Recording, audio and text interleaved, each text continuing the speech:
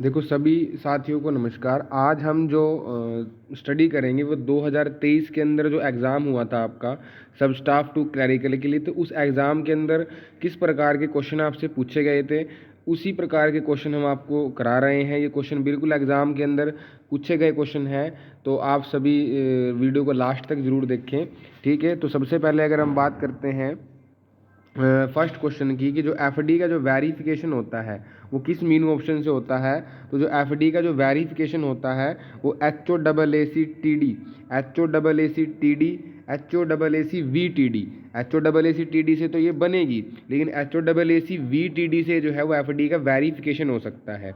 ऐसे ही अगर हम बात करते हैं RBIA की, तो RBIA की अगर हम बात करते हैं तो जो RBIA है आपका, एक मिनट रुकिए, जो RBIA है, जो RBIA की अगर हम बात करते हैं तो RBIA की फुल फॉर्म क्या होती है, रिस्क बेस्ड इंटरनल ऑडिट, ठीक है। उसके बाद तीसरा क्वेश्चन है स्टॉप पेमेंट का मीनू ऑप्शन क्या होता है। मान लीजिए अगर कोई आपके पास कस्टमर आता है, उसका चेक गुम हो जाता है, तो आप कैसे स्टॉप पेमेंट करोगे। तो HSPP एक मीनू ऑप्शन होता है जिसके माध्यम से आप स्टॉप पेमेंट कर सकते हैं।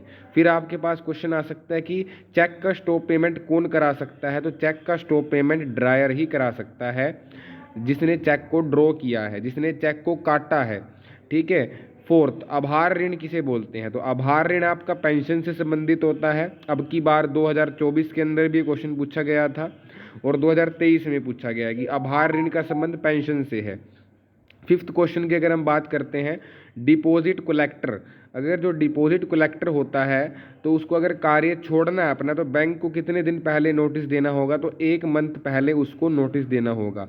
कई जगह ये 3 मंथ भी मेंशन किया गया है, लेकिन इसका जो करेक्ट आंसर है वो 1 मंथ ही है। Clerical staff should be routed after 6 month, यानी कि जो क्लैरिकल स्टाफ होता है तो जिसकी ड्यूटी होती है वो 6 महीने बाद चेंज हो सकती है। सेवंथ, पीपीएस में पी का मतलब क्या होता है। तो पीपीएस में जो पी का मतलब होता है वो होता है पॉजिटिव। पीपीएस की फुल फॉर्म होती है पॉजिटिव पे सिस्टम। आप जो पॉजिटिव पे सिस्टम है वो 50,000 से लेकर मैक्सिमम की कोई लिमिट नहीं है, कितना मर्जी तक आप करा सकते हो, बट 5 लाख और 5 लाख से ऊपर ये मैंडेटरी है कराना। सेंसिटिव पोजीशन, ठीक है, जो सेंसिटिव पोजीशन और एरिया ऑफ ऑपरेशनल लीव, यानी कि ऐसे जो स्टाफ जो सेंसिटिव पोजीशंस पर होते हैं तो उनको मैंडेटरी लीव दी जाती है।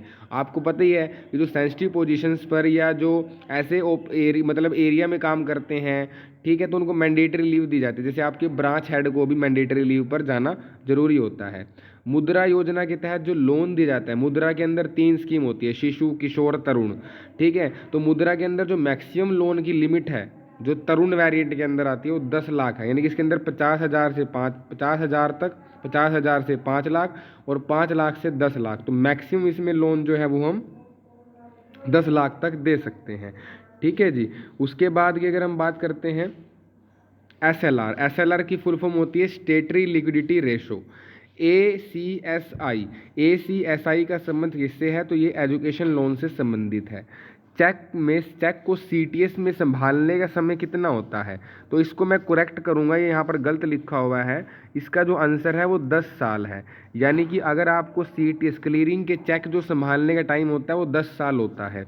PNB 29 ट्रांजैक्शन, PNB 29 के अंदर जो ट्रांजैक्शन की लिमिट होती है वो कितनी होती है, वो अभी चेंज हो चुकी है, यानी कि वो 40 नहीं होती, अब वो कितनी हो गई है 50 एंट्रीज आपकी जो है वो हाफ ईयर के अंदर होनी चाहिए।